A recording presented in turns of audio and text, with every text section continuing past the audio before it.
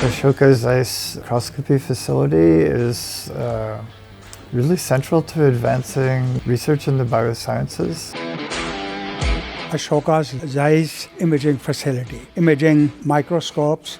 Ashoka will be the only place in the country to have those. And it will have a tremendous impact on research in biological sciences.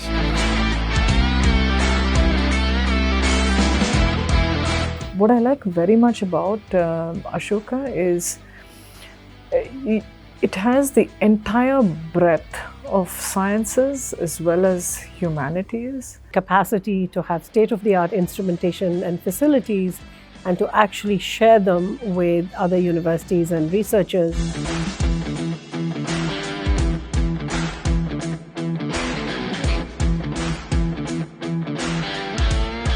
The whole Ashoka approach is unique. For such a young university being already that advanced, and also now adding the sciences into the scope is very interesting.